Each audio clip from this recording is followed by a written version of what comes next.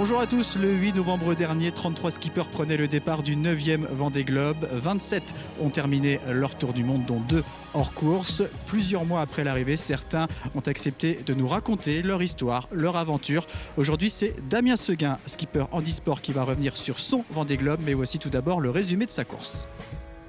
Damien Seguin, 41 ans, est né sans main gauche, est le premier skipper handisport à prendre le départ d'un Vendée Globe à bord de l'IMOCA Groupe Apicil, bateau à dérive droite de 2008. Le double champion paralympique se distingue rapidement en prenant la première place après 24 heures de course. Régulièrement dans le top 10 dans l'Atlantique Nord, il franchit l'équateur le 19 novembre en 12e position, moins de 24 heures après le leader Alex Thompson. Dans l'Atlantique Sud, il navigue en compagnie de Benjamin Dutreux et de Giancarlo Pedote. Le 25 novembre, il doit soigner une blessure après s'être coupé avec un couteau. Et de deux. Ah, voilà, les strips sont mis, j'ai mis une compresse propre. Et puis maintenant, voilà, je vais mettre un peu de bande cohésive par-dessus. Qui va permettre de tenir tout ça. Il reste au contact des leaders et découvre les mers du Sud. Ah, ça commence à bien grossir les vagues. Hein. Voilà, bienvenue dans le sud.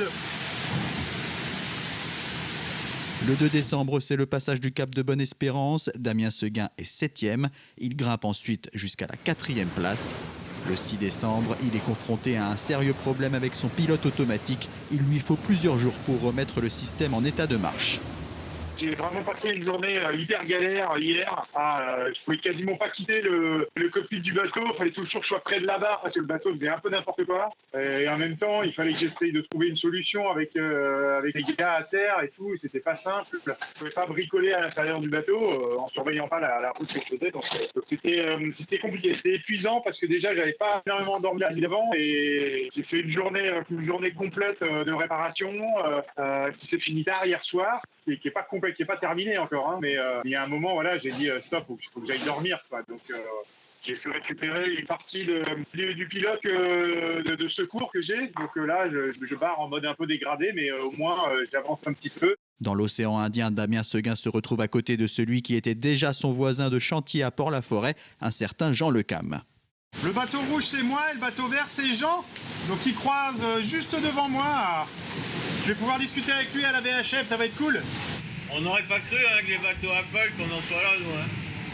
C'est clair, mais on leur met la misère dès qu'on arrive à accélérer, nous, sur nos bateaux, là. C'est incroyable, on tient vachement la cadence, quoi. 4e au Cap Lewin, il fait partie du groupe de 5 qui navigue à vue après 45 jours de course. Donc il y a Boris, ici, Bureau Vallée, et puis on aperçoit au fond Jean et Benjamin. Et bien sûr, vous êtes sur Groupe Apicil.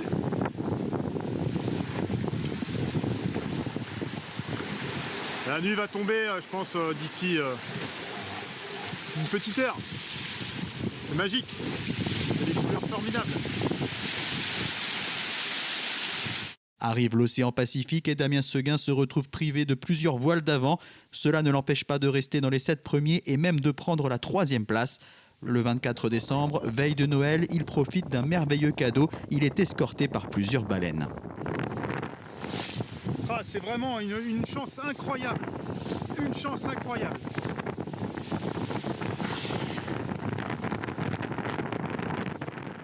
Autre grand moment, le 4 janvier, il passe pour la première fois le Cap Horn. Un truc de fou, quoi. Premier Cap Horn, 4e du Vendée Globe. Voilà.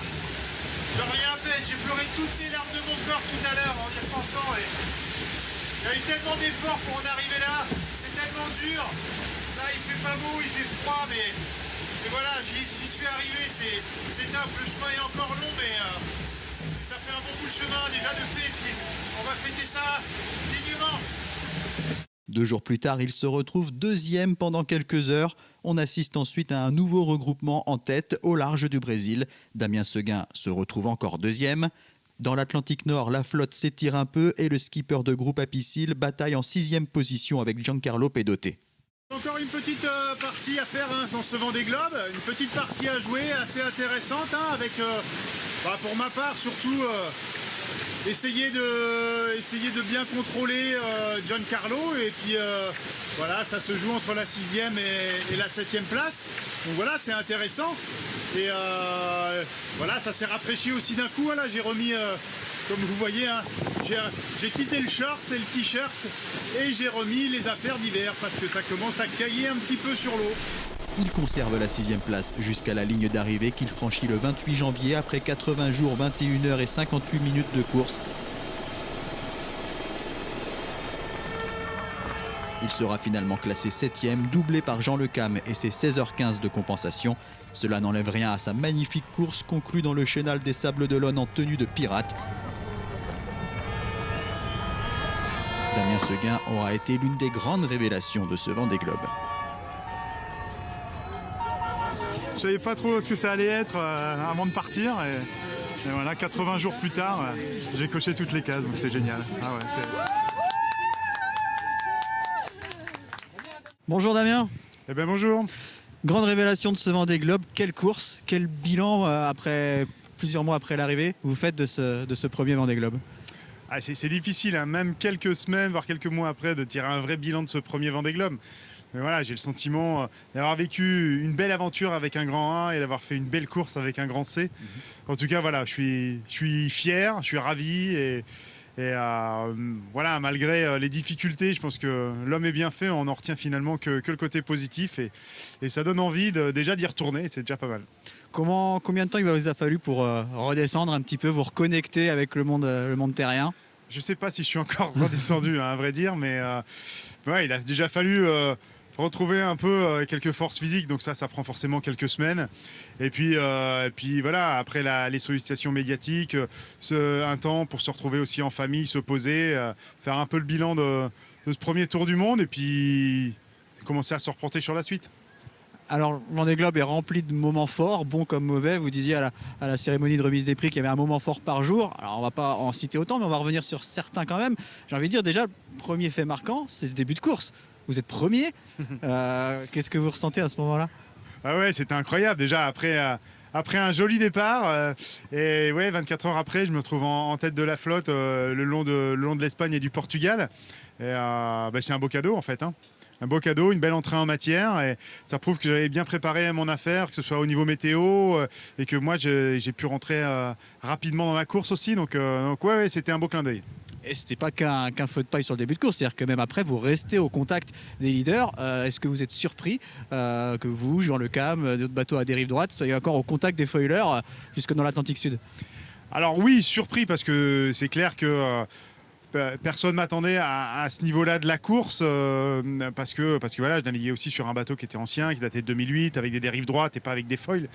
Mais en même temps, pas si surpris que ça parce que je savais l'intensité que j'étais capable de mettre sur le bateau en termes de navigation. Et si j'étais là à ce moment-là, c'est que j'avais pas volé ma place, quoi. Et j'ai eu cette chance de pouvoir être dans le peloton de tête dès le départ et finalement de jamais le lâcher jusqu'à l'arrivée. Alors parmi les gros problèmes, on peut citer début décembre, ce pilote automatique qui fait des siennes et qui vous oblige à être à la barre très, très souvent, tout en devant essayer de résoudre le problème. Ouais, c'est toute la complexité du solitaire, hein. C'est que les problèmes, il faut qu'on les résolve tout seul, même si on peut faire appel à notre équipe à terre pour diagnostiquer et nous guider un petit peu dans les réparations. Mais en tout cas, quand il y a les mains à mettre dans le cambouis, on est tout seul et on n'a pas de copains avec nous.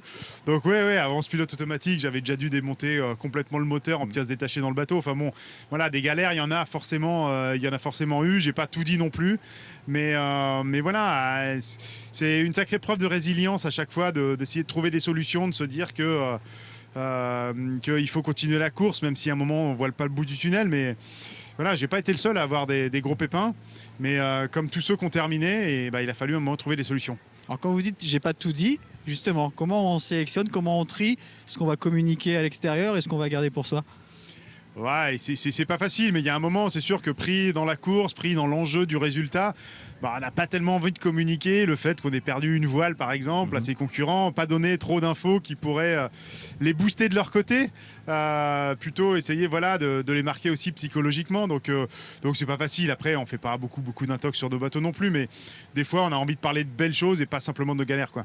Alors justement, un autre moment fort, et là c'est plutôt une belle chose, surtout une chose incroyable, c'est à peu près au niveau du Cap Lewin, quand vous vous retrouvez à 5 bateaux à vue, avec Boris Herman, Jean Le Cam, Benjamin Dutreux, Louis Burton.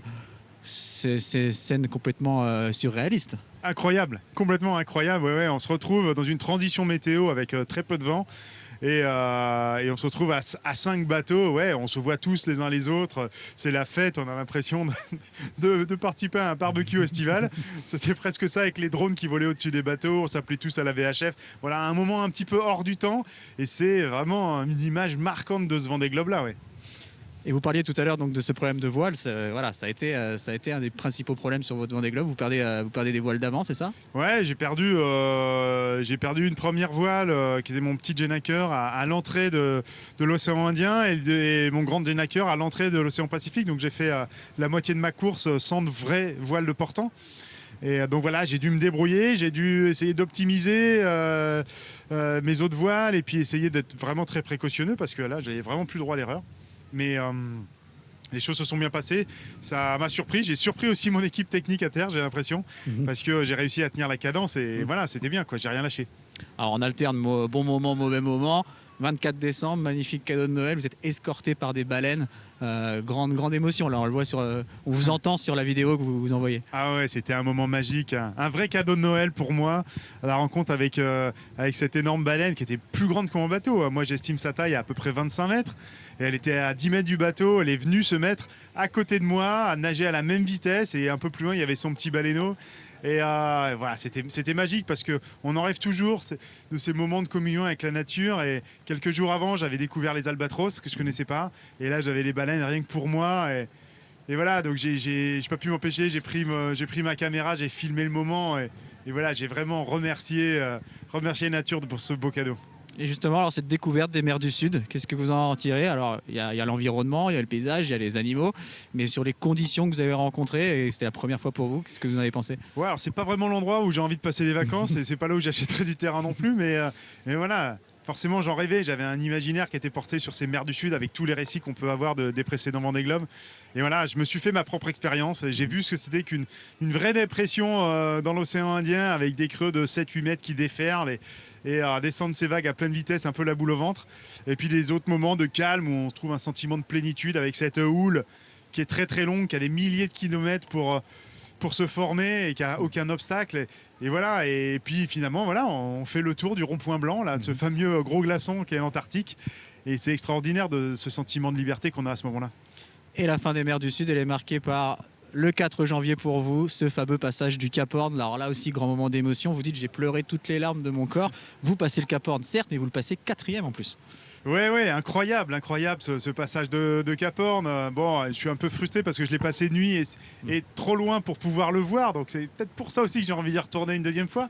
Mais forcément un soulagement parce que c'est difficile de résumer un Vendée Globe à un moment précis. Mais en tout cas, le Vendée Globe, le Vendée Globe, le passage du Cap Horn, c'est forcément un moment qui marque. Et ça sent un petit peu la maison, même si franchement, je ne m'attendais pas à une remontée de l'Atlantique aussi dure que ça. Et pour toi, juste après le Cap Horn, vous remontez jusqu'à la 2e place encore. Vous êtes toujours à la lutte avec le groupe de tête. Qu'est-ce qui se passe dans la tête là, plus on se rapproche de l'arrivée, qu'on voit que les premiers sont encore, à portée de fusil?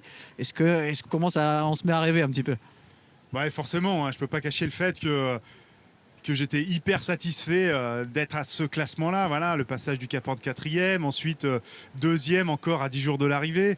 Mais bon, voilà, je voyais bien le système météo qu'il y avait devant nous et je savais que les bateaux à foil feraient la différence à ce moment-là. Donc, j'avais aucun regret. Mais en même temps, voilà, il fallait que je m'accroche pour continuer à rester dans ce top 10, préserver le matériel qui avait quand même bien souffert jusque-là. Et voilà.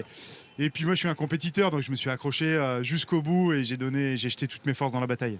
Avec donc ce sprint final avec Giancarlo Pedoté, vous arrivez 44 minutes avant lui sur un tour du monde, c'est vraiment rien du tout. J'ai envie qu'on parle de Jean Le Cam, parce que forcément il y a une relation particulière avec Jean Le Cam. Il y en avait déjà une avant le départ, parce que vous avez partagé le même chantier, vous avez beaucoup travaillé, échangé ensemble. Et il s'est trouvé que dans la course, vous avez été très souvent l'un à côté de l'autre, vous avez échangé à la VHF. Voilà, il y a vraiment un lien particulier avec le roi Jean. Bah ouais, Jean, effectivement, c'est une histoire qui a commencé vraiment il y a 3 ans, avec cet objectif pour ma part, de participer à mon premier Vendée Globe et lui, son 5e. Donc c'est pas rien. Et on s'est bien trouvé parce qu'on a été très complémentaires dans notre approche. On a préparé nos bateaux ensemble. On a fait des modifications sur nos 2 bateaux, ce qui fait qu'on avait des machines qui étaient assez proches en termes de performance. Et on en rigolait au chantier avant le départ en disant mais on a les bateaux tellement proches que ça se trouve on fera un Vendée Globe d'un côté de l'autre, et c'est réellement ce qui s'est passé. On se tirait la bourre dans les mers du Sud. Il était là pour me rassurer, j'étais là pour lui amener ce côté un petit peu de challenge aussi, et je pense que voilà, on a été très complémentaires et c'était un honneur et un régal de naviguer avec lui. Et est-ce que comme lui, comme il le racontait après son arrivée, voilà, il y a quand même cette fierté, cette satisfaction de finalement d'arriver juste derrière les foilers, qu'ils n'aient pas réussi à vous distancer comme on aurait pu le prévoir, et d'avoir vraiment bataillé avec eux de bout en bout? Clairement, c'est une fierté. Voilà. Je termine 6e sur la ligne d'arrivée à 15h du premier. C'est sûr qu'on m'aurait dit ça avant le départ, j'aurais signé tout de suite, c'est évident.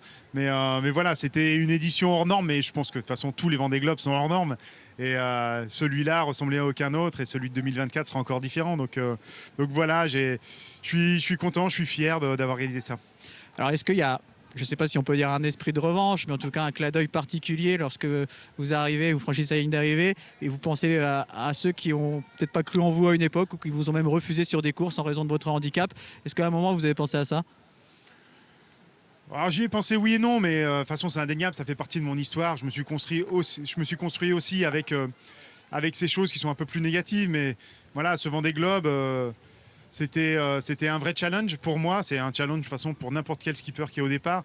Et puis c'était une belle réponse à ceux qui n'avaient pas cru en moi il y a quelques années de ça. En tout cas voilà, moi j'ai continué mon petit bonhomme de chemin, et aujourd'hui j'ai un Vendée Globe mon actif. Je suis capornier, et voilà, la vie est belle. Est-ce que vous avez conscience de l'impact de votre performance sur le public, sur ceux qui vous ont suivi, sur aussi peut-être des personnes handicapées qui ne se sentent pas capables de faire certaines choses du fait de leur handicap? Est-ce que vous êtes rendu compte de ce que vous avez pu leur apporter, de l'impact de votre performance?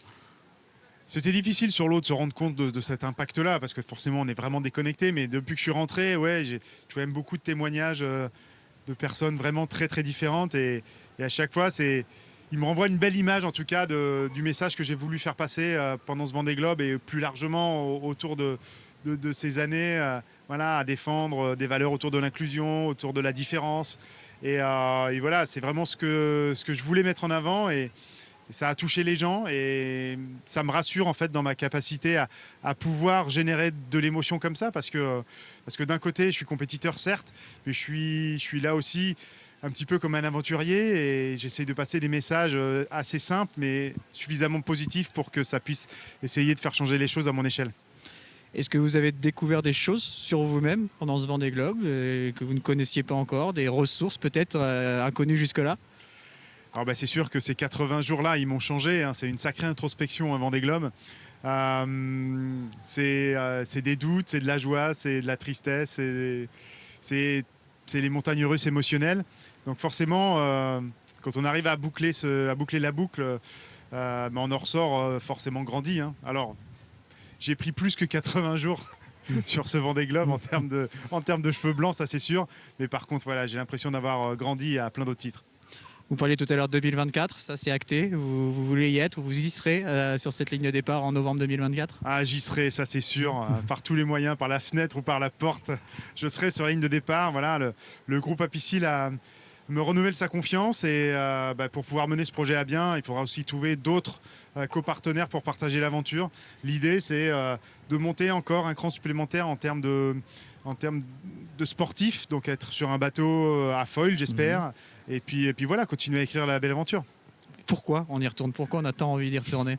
C'est difficile de mettre des mots sur ces sentiments-là, mais j'avais posé la question à Jean Le Cam avant le départ. Je lui ai dit qu'est-ce qui toi te fait repartir pour un 5e Vendée Globe, et qu'est-ce qui moi me ferait repartir pour un 2e?